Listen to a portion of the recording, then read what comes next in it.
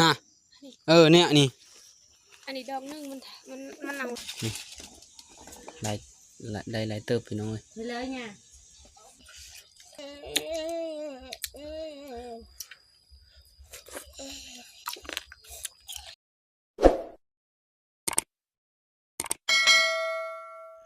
กราบทักทายสบายดีแล้วก็สวัสดี FC ทุกท่านนะที่เข้ามาติดตามแล้วก็รับชมยินดีตอนรับเข้าสู่ซองบาพูมาบ้านนามันนี่ก็สิไปหาเห็ดเพาะพี่น้องเอ้ยทางหัวหน้าเพิ่งก็ลงมือก่อนแล้วได้เอาว่ามือทาอยู่ตันให้เนี่ยเป็นอัปโหลดคลิปลงเป็นว่าคลิปเราว่าทันได้อัปโหลดลงเลยสำเร็จคอยกาเลยหาเห็ดเพาะก่อนพี่น้องเอ้ยก่อนสิไปในก่อนสิเมื่อกะปิดท้ายโดยคลิปหาเห็ดเพาะนี่ฝนตกน้ำเมื่อคืนนี่พี่น้องเอ้ยแห้งขนาดเลยจะก็หาในเรื่องเห็ดเพาะกัน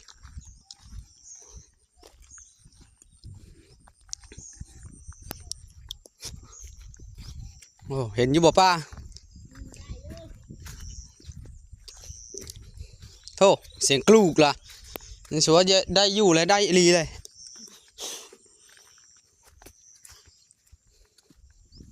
หาขายก็ได้ขายได้หนุ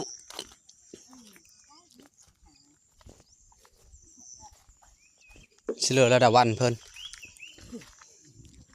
นี่ได้หลายเติบละ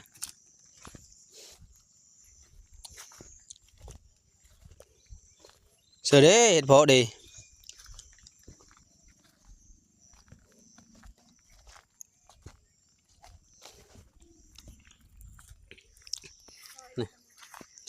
มาหากันหลายคนเลยพี่น้องเอ้ยนี่ดอกนี้เอาเนี่ย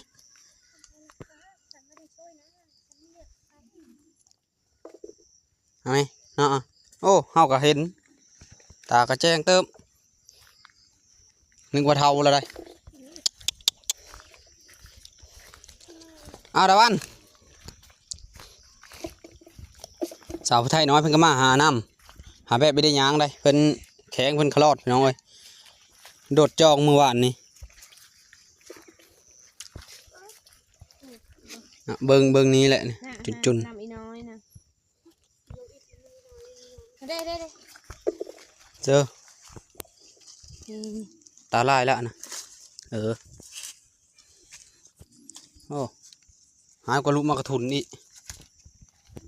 แปะแซะอยู่โอ้ยมาเบิ่งผู้มาไปหาก้อนหมูนี่ก็ได้ลายสำเร็จละอมยิ้มอยู่เปรียวเพิ่นเชื่อเย็บแน่ได้เลย2 โลได้ลายเติบเพิ่นเว้าคือสิเนาะมันมีฮอดแล้วเว้าไป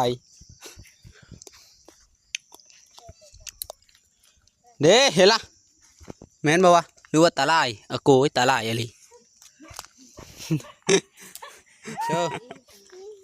นี่นะไม่ได้ไก่บักมุมหัดซองดอกฮะเนี่ยนี่อันนี้ดอกนึงมันเอาเลยเนาก็เอาไปขายอ๋อซานเลยว้าตัวอยู่ในนั้นเนาะใครแม่นงูโดดครบแล้วกี่นี้ฮะเอาไอ้เลยอะไรสนางเป็นเห็นเลยจักหน่อยฮันโอ้ลายลิทานฝนตกเลยเฮ็ดพอเนาะพระเจ้าเสือได้ยังมาเลาะโคกแต่เชื่อได้ไม่ได้มาหาเฮ็ดเพาะก็นี่มีเห็น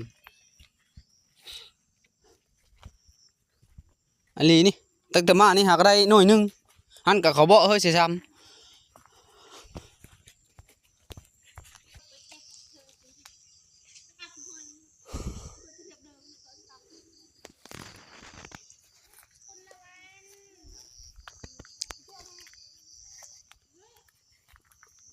ฝนตกเมื่อคืนนี้เห็ดเพาะมันพ้นดินแล้วเกิดมีเพื่อเห็นใช่ไหมนี่ความโหยมาพระนี้แล้วก็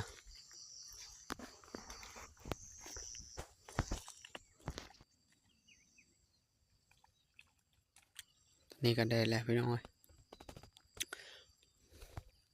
แดดนี่ก็จักหน้อยนี่ก็จะได้มือและมือบานอะไรไปน้องเอ้ยได้ถ่ายคลิปต่อไปเลยนะไปแหละจนเท้าฮอตบ้านพี่น้องเอ้ยตอนนี้ก็ออกมาได้ครึ่งทางแล้วพี่น้องเอ้ยหนทางใหญ่อ่ะก็ลืมถ่ายเบิ่งพี่น้องเอ้ยเพราะว่าแบตดับก็ซากได้นะซากแบตมามันมีแบตแน่เลยไม่ได้ถ่ายตอนขาอ้อนะถ่ายแต่ตอนหาเฮ็ดเพาะอะไรพี่น้องเอ้ยนี่ก็เมื่อและพบเดียวอยู่แต่บ้านเว่งพี่น้องเอ้ยเมื่อหาเฮ็ดครบไปกินตอนนี้ก็ได้มาฮอดเศษทโมเลยพี่น้องเอ้ยยังมีฮอดโคความเศษได้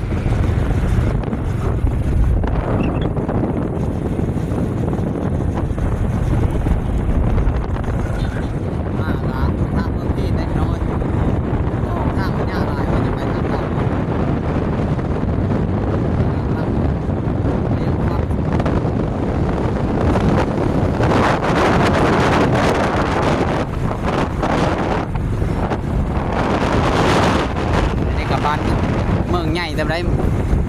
เมืองสีธรรม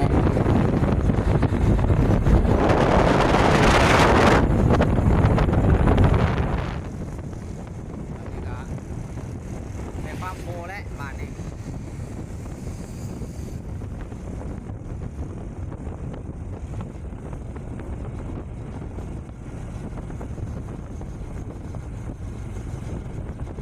โพก็กว้างเท่าได้พี่น้องเอ้ยเสียใหญ่ได้เสียทั้งหมด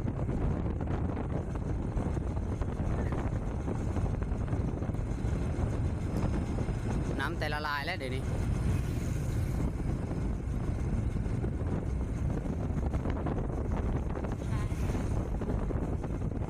โอ้ขอตึกจีลุงยูเซลพี่น้อง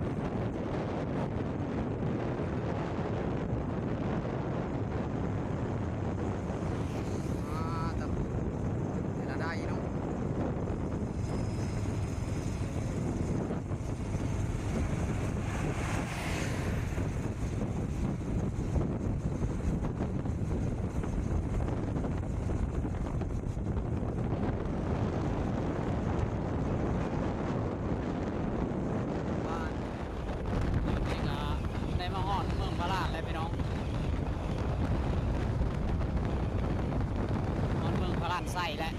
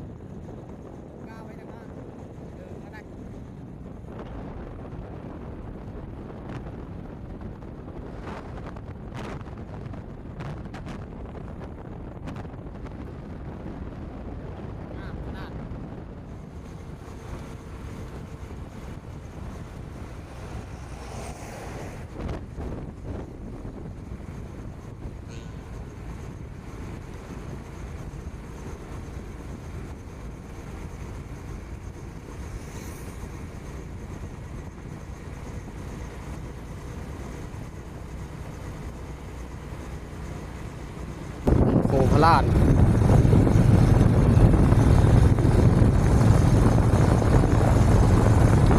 ตกน้ำตกตาดพักงามแห้ง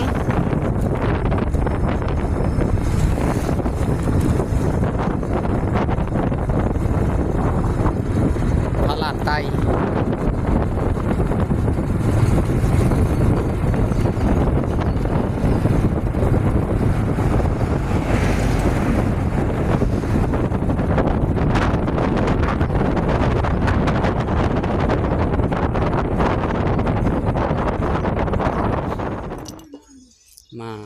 แวะกินเพอก่อนพี่น้องระวังฮอดเฮิร์นมาไกลกันละเขาก็เยอะละนี่ก็12 โมงก็ยังฮอดบ่ายเลยไผเฮ็ดเพิ่นก็อย่านั่งน้ำแม่บ่อีล่าน่ะกินเพราะล่ะ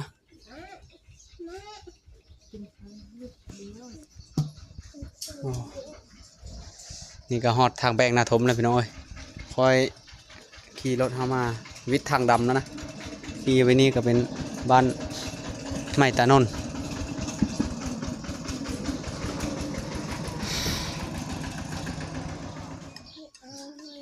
แวะกินเพอก่อนพี่น้องเอาลูกซีนเอาบ่สิ อ๋ออันนั้นอีโหปันเดียวคนละอันต้องได้เอา พอแล้วพอแล้ว เซเว่นกวางนี่ลูกเดียว โอ้ขโมยแล้วกินแบบไม่ได้ปรุงเลยเยอะเยอะข้าวแห้งแล้วอยู่ไปคนนี้คนหนึ่งคนนี้ผู้ชายเนี่ยคุณผู้ชมครับพี่น้องได้ถูกสาวใหม่ได้เอาไม่เห็นเลยบอกเอาเลยบอกเอาเลยได้แบบเอาคนนั้นน่ะเอาหน้าสายคุณพอการลอง30แล้วจะทำอะไรแล้วกินก็ยังมือบ่เอาเลยที่มึงรู้เผื่อบ่นะโอ้เดี๋ยวบ่ทำนี่แล้วก็เข้าใจนั่งกินก็ยังมือนะบ่เข้าใจหลังจากที่กินเพอแล้วเราก็ไปต่อพี่น้องเมื่อต่อยังมีฮอดเฮิร์นนะแต่ก็ยังมีไกลไปเลยเนาะมานี่ก็ฮอดบ้านลักเล็กกายมาแล้วนะนี่ก็ไปที่ไปไกลก็ว่าไปไกลก็ไกลเติม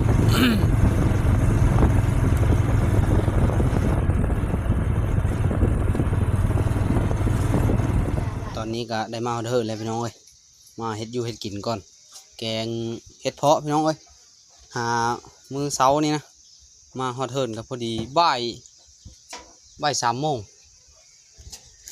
เพราะว่าเฮาซึ่งแน่เฮ็ดเพาะก็สะเล่ามาจนหมุนหมดหมุนบ่นี่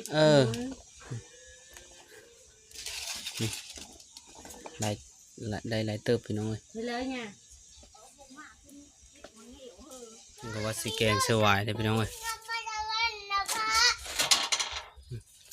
ก็จะแกงเสือหวายแกงเห็ดเพาะพี่น้องเอ้ยเสือเห็นแน่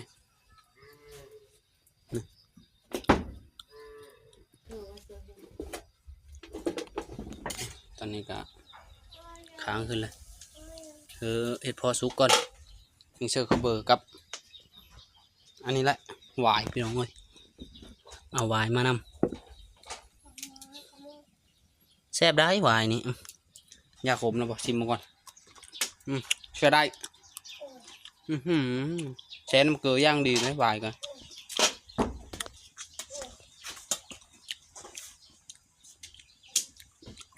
มาลงรถพอเลย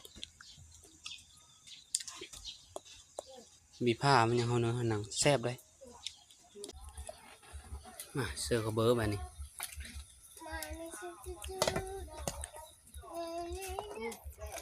แกงเชื่อเบอร์จะนั่งให้พร้อมได้พี่น้องโอ้สุกเลยพี่น้องเอ้ยแกงเห็ดเพาะเอาง่ากิน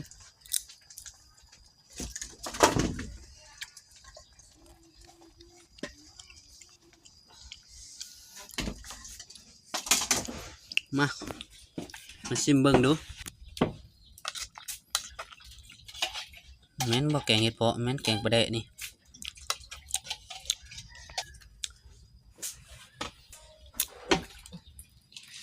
ไปกินเรียน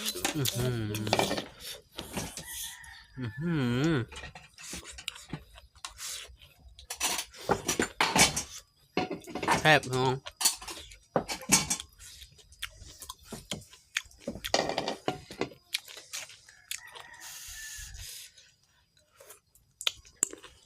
จังครับ Đó. Hay nữa. คือวิคม มา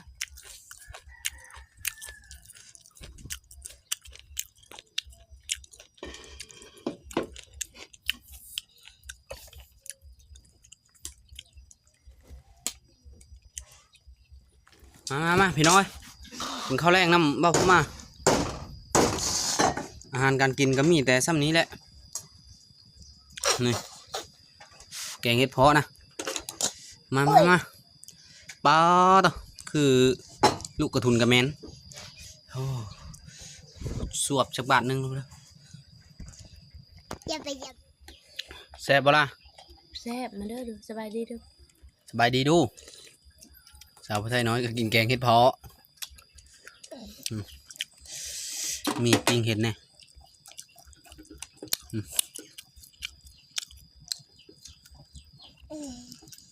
กินที่กินที่มัน แรกๆทางในมันมีกินแต่ข้างนอก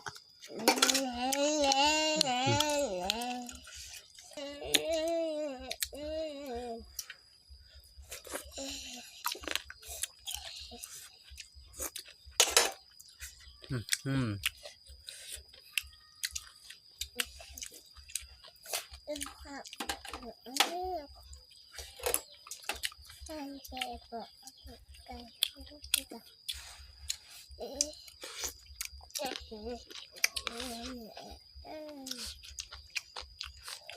สำหรับผู้ดีคำนึง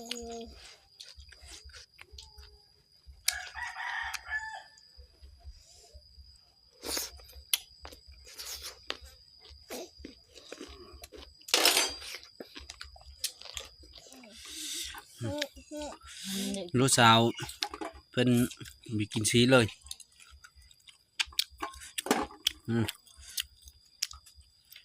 จังเพาะแซ่บโชยไว้ไปกินละแฮ่แล้วเด้จบลองงำเขาสักหน่อยเปิดแซ่บเป่าเขาแน่ล่ะเป่าเขาแน่ลูกสาวเป่าเฮอ